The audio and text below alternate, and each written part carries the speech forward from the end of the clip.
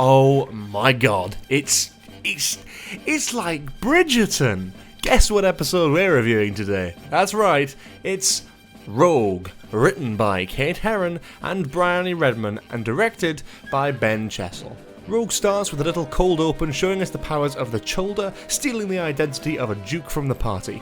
We then get our titles and start with the Doctor and Ruby already at the party. I have to say this is a bit of a nitpick, but it does annoy me slightly that we've barely had any time with the Doctor and Ruby in the TARDIS together. Just shooting the shit or getting a distress signal, asking to go somewhere. Given the number of Bridgerton references in this episode, that would have been a good scene to show Ruby asking to visit this era. Scrap the cold open altogether, since we already see the shoulder shapeshifting in multiple other scenes in this episode, and replace it with a scene with the Doctor and Ruby in the TARDIS deciding to visit this era, especially since they barely spend much time together in this episode as is. It would have been a nice touch. The episode then separates into two different stories, so I'll talk about those separately, starting with Rogue and the Doctor. Jonathan Groff in this episode was brilliant, playing an almost Captain Jack style role, and I'm fully here for him being a mix of that and River Song for Ncuti's Doctor, hopefully appearing again next season, fingers crossed. The little introduction scene we got was great, as was them finding the first body and accusing each other of being behind it. Then we get onto the ship and the Doctor is trapped on the spot, teasing Rogue for his choice of name and putting his music on full blast. It's a fantastic scene, a lot of sort of funny back and forwards between these two, the natural chemistry already starting to show. Rogue identifies the Doctor as a shapeshifter and plans to expel him before the Doctor gets to do a great speech surrounded by previous faces of the Doctor. Hang on a minute, Richard E. Bloody Grant. Oh man, I was shaking with excitement when I first saw this. I have no idea who it was for a second, and I almost had to double take and pause and go back, and there was this just moment where it clicked and oh my god, I loved it. I do wonder where he comes in canon, since he's not in the main line of Doctors, but Scream of the Shalka, the only story that Richard E. Grant has properly played the Doctor, he played opposite Derek Jacobi as the Master, so is it pre-Hartnell, is it post-Hartnell? Who knows? I do wonder what that means for him as a character, obviously. Probably doesn't actually make much sense in the canon timeline, but one thing I will say is that I honestly don't care where he comes in the timeline. I just love that he's now part of the wider canon. We get to include Scream of the Shalka as an official Doctor Who story, and that is really nice. We then see the Doctor talk Rogue out of banishing him, and the two venture into the TARDIS. The Doctor sings an extract from Pure Imagination from Willy Wonka and the Chocolate Factory, and it is wonderful. A beautiful little moment that they didn't need to do at all, but still did anyway, and Ncuti absolutely sells it. The scene in the TARDIS is wonderful, really impactful and important for the development of these two characters. The relevance of them feeling similar things, the Doctor knowing exactly what it's like to lose people he cares about, and Rogue still grieving from a recent loss and trying to hide it. There's an emotional as well as romantic chemistry between these, which I love seeing develop over the span of this episode. It makes the ending and the impact of Rogue as a character last so much longer than just one-off scenes. Whilst all this is happening though, we get the subplot with Ruby. Now I don't really watch Bridgerton, and I don't really take much of an interest in this era, but clearly Ruby does, as it's all she really talks about in this episode. It does make sense though, and it helps connect it in the mind of the audience as the Bridgerton episode of Doctor Who. Doctor Who does Bridgerton. It's a great little connection to an already popular show. Ruby is great in this, even though I'm not super interested in the B plot, as I was so invested with the Doctor in Rogue, but that could also be because we've just had two Doctor-like stories in a row, so I was probably just more excited to see more of Ncuti as the Doctor. Talking of which, we then get the dancing scene, which shows the Doctor and Rogue dancing together in the middle of the ball, the centre of attention. It's a wonderful scene that's been beautifully choreographed, directed and performed both by Ncuti and Jonathan. There's so much emotion behind this performance in the eyes and the dialogue of the pair as they talk to one another. The great moment of Jonathan Groff's character Rogue getting on one knee and basically proposing to the Doctor shows a lot of fear in the Doctor's eyes, and I thought this was a really, really interesting character point for him. So again, this just gets to show off a lot of what I love about this pair's dynamic, and it also shows off a hell of a lot of both Ncuti and Jonathan Groff's acting ranges in these roles, which I just think is brilliant. They then run off into the night away from the monsters and aliens. This is kind of what I love about Doctor Who. When I was growing up, I used to love watching Doctor Who for that sort of simplistic element. A lot of the episodes in this series have been very different and unique, sort of individual stories, but what I was really looking forward to was a story like this, where we see the Doctor and the sort of temporary companion, if not Ruby herself, running away from monsters, loud bombastic music, up and down corridors, silly aliens.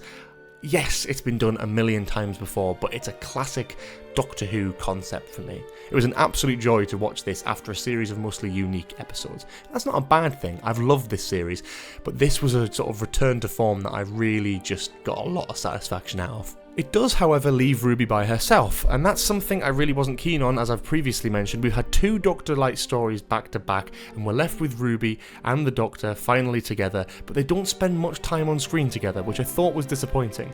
Which is why I was desperate for more TARDIS scenes, because it's just an easy excuse to have the two together and having a bit of banter back and forward. Yes, we'll get it in the finale, yes, we'll get it in The Legend of Ruby Sunday, as I already know because I'm writing this late.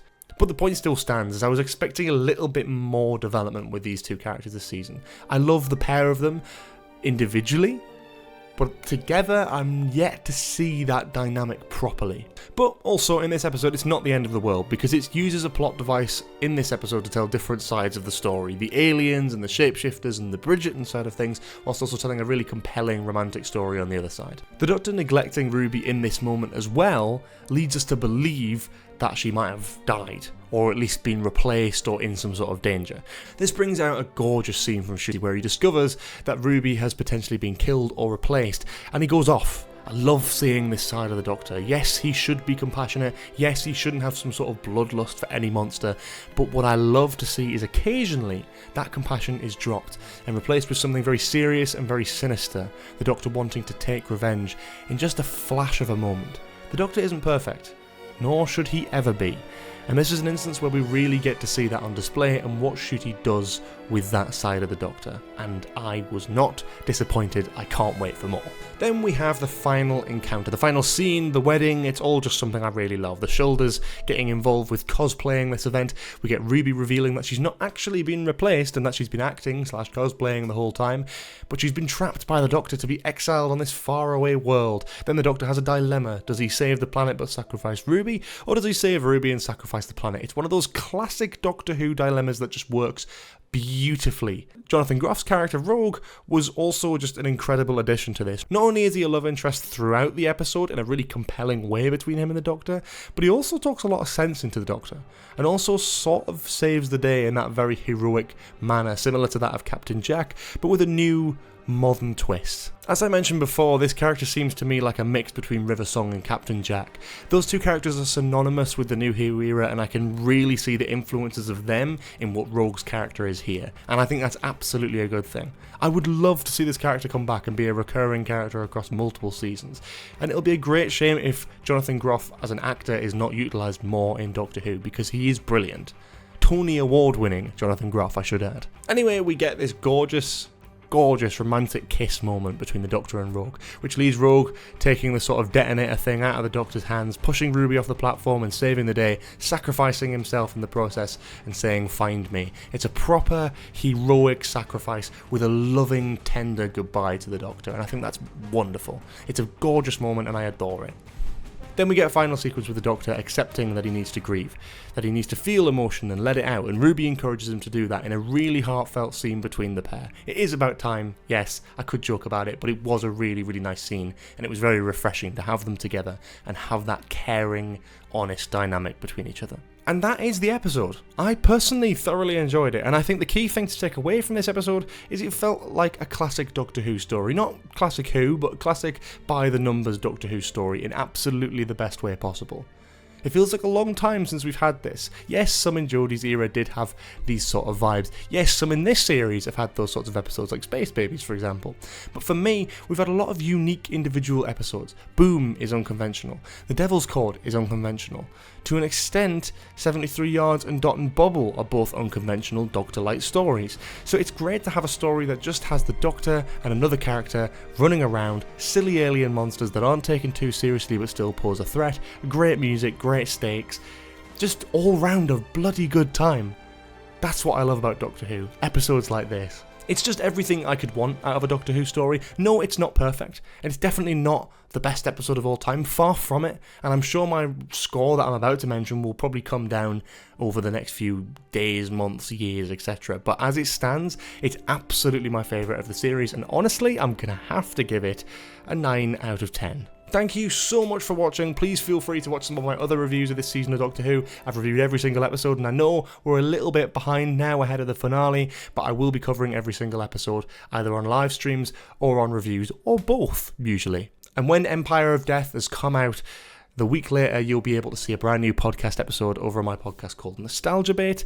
We're talking about the full-length series of Doctor Who, this full series, all 8-9 episodes, what we thought of it, the highs, the lows, all that sort of thing. Nostalgia Bait is available on Spotify, Apple, Amazon, and here on YouTube with its own YouTube channel, which you can subscribe to now. We talk about movies, TV, games, etc., whatever else, and as I said, Doctor Who. So it's all the stuff I love to talk about, whether it's films, Star Wars, Marvel, DC, Doctor Who, and more and more and more. So keep an eye out for that if you are interested. Go and give us a follow, go and give us a subscribe, I guess, on that channel. I'm waffling now. Like, comment and subscribe, and stay tuned for more reviews in the near future. Sutek is returning. See you very, very soon.